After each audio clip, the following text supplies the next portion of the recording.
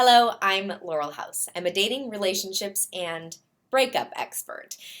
And sadly, I need to tell you that this is one of the worst seasons of the year. It's divorce season.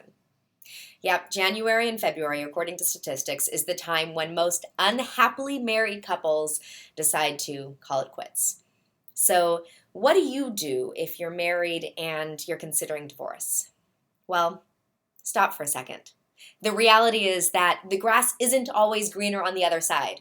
If you stop and focus on watering your own grass, then your grass will be just as green, if not greener. The reality is that while, sure, not all marriages should be saved. In fact, many of them are dangerous, toxic, unhealthy, and should be ended. I'm not talking about those marriages. I'm talking about the marriages that have a chance.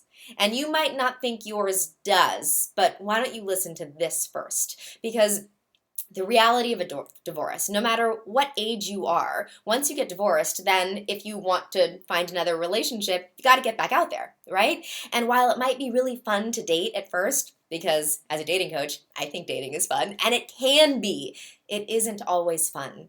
It can be hard, lonely, depressing, expensive.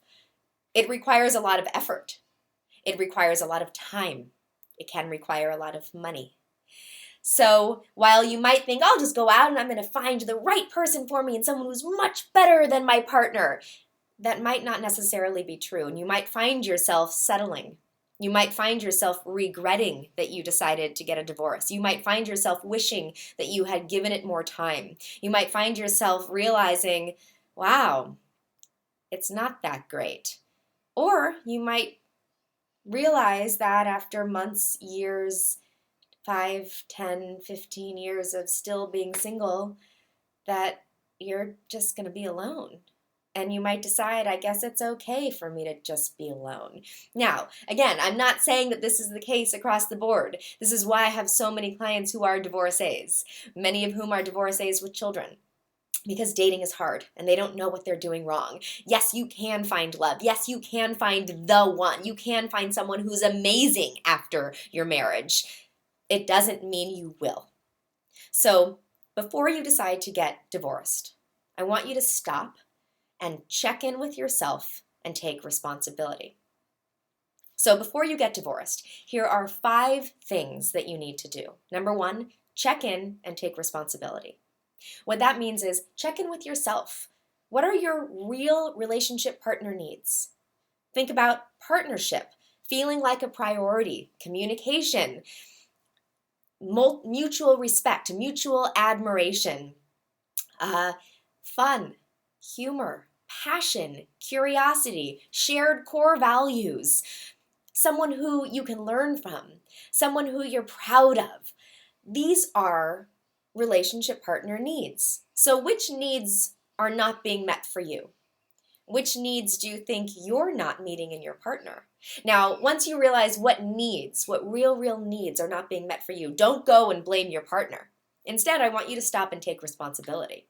I want you to own your contribution to the disconnection of your relationship. What are you doing wrong? Where have you faltered? What could you have done better? You need to own it, honestly, because believe me, you're not doing everything right. You are doing things wrong, even if they are the one who's cheating, even if they are the one who's being cold. You are probably doing something wrong. So figure that out first. Then number 2, go backwards. So you don't want to stop the relationship here and move forward because you're not doing well. You're bent, if not broken. You need to go backwards. You need to go back to when you were doing well. You need to go back to when you were appreciating each other for who you are, as opposed to blaming each other for what you're not. It's so common in relationships. Remember why you fell for them in the first place. Was it because they're so different? Was it because they have a different style? Well, start appreciating them for that. Stop blaming them for being something that you wish that they were, that they're not. You also want to go back to when you knew who you are. A lot of people lose themselves in marriages. They forget what makes them interesting. They forget what makes them sexy. They stop putting effort into themselves. Go find yourself again. You don't have to be alone in order to find yourself. You just need to make that commitment. You need to take that time. Make that time. Create that space within your marriage to find yourself, to develop yourself, to find your passions, to take care of yourself, to love yourself again so that you can love and be loved by your partner. Then, number 3, you want to create new healthy habits. There are 4 things about creating new healthy habits. It's the monthly check-in, the weekly date night, the nightly thank you, and the seasonal vacation. So let's start with the monthly check-in. This is a conversation. It's a focused conversation where you really sit down and say, all right, let's talk about how our marriage is going. How's the sex?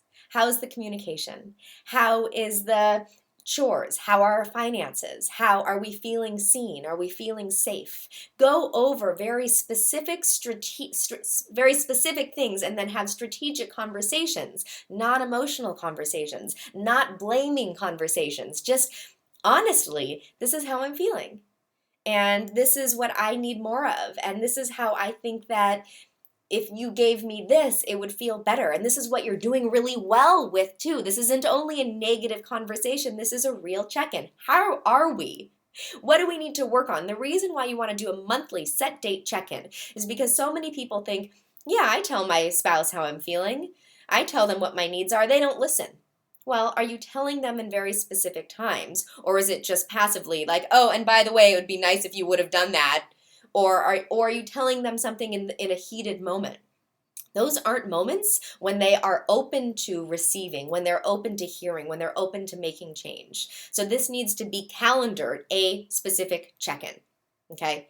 And it also allows for little things to be addressed before they become big things. So you're not sweeping anything under the rug and nothing is blowing up in your face because you're addressing it every step of the way. You're just being on the same page. You're being on the same purpose to have a healthy, loving, connected relationship. All right. Next is the weekly date nights. You want a weekly date night because the reality is, if you go out and you start dating again, you're going to start putting effort into yourself, right? You're going to start going to interesting places. You're going to start researching restaurants and activities and things to do. You're going to start flirting again. You're going to be excited about what you wear. Do that. Do that for your partner. This is not a date night with the kids. This is a date night with just you guys. You're not talking about chores. You're not talking about frustrations. You're not talking about the kids. You guys are flirting. Get ready separately. Present yourselves. Go and do interesting things that allow you to have more things to talk about. Because one thing after you've been married for a long time, well, you get into a conversation rut of, we have nothing to talk about anything anymore. That's because you're not doing anything together anymore. So start having new interesting experiences together on those date nights. The nightly thank yous. This is when you're showing appreciation for each other. Every night before you close your eyes, you're saying, thank you so much for making dinner tonight. Or thank you so much for having that drink ready for me when I got out of my meeting. Thank you so much for texting me right before I went into that meeting. Thank you so much for remembering that it was my mom's birthday when I forgot. Thank you so much for whatever. And then in addition to, it made me feel. So thank you for doing this. It made me feel this. It made me feel safe, protected, like a priority, loved, helped. Anything that you want. This is how you made me feel, and it has to be a positive. This is not a slap in the face, backhanded thank you. This is a real thank you. Now, it's going to be the littlest things, but it might be hard to do at the beginning because you're not used to doing it. It might feel even weird to say this. Pretty soon, it'll become a habit and it'll feel good. And you'll also start doing more things for your partner so that they have something to thank you for. And you're going to start looking for things that they are doing to you. So instead of always looking for the bad, what are they doing wrong? You're going to start looking for the good. What can I thank them for tonight? Because you know you are going to have to say your thank you tonight, so you better find something to thank them for. Then a seasonal vacation. You think that you don't have the time or the money to go on vacation? Well, guess what? You go through divorce? How much time and money and effort do you think that's going to be? A lot. Once you start dating again, how much time, effort, and money is that going to be? A lot. So instead, why don't you take the time now? Take a couple of days, even a week, without the kids, where it's just about you guys. You're reconnecting. You're doing couple activities that create romance, that create connection, trust activities, things that allow you guys to truly focus on each other and connect. Because when you're focused only on each other, not your social media, not your work, not your friends, family, or anything else, you're really able to appreciate each other and see each other for who you are. It's an essential, okay? So then, number 4, be empathetic. You really need to feel how they're feeling. Get in their shoes.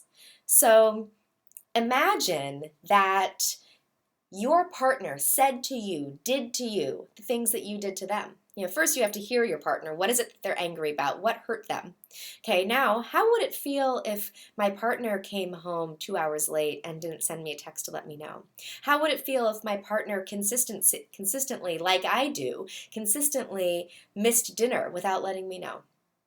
How would I feel if my partner consistently didn't tell me who they were going out with or lied about it? How would I feel if my partner told me that he wasn't attracted to me anymore? How would I feel if my partner said those nasty things to me? So you always want to reverse it. You're saying, doing, acting like this to your partner. Well, imagine you experiencing and receiving that. How would that feel? Would you lose trust?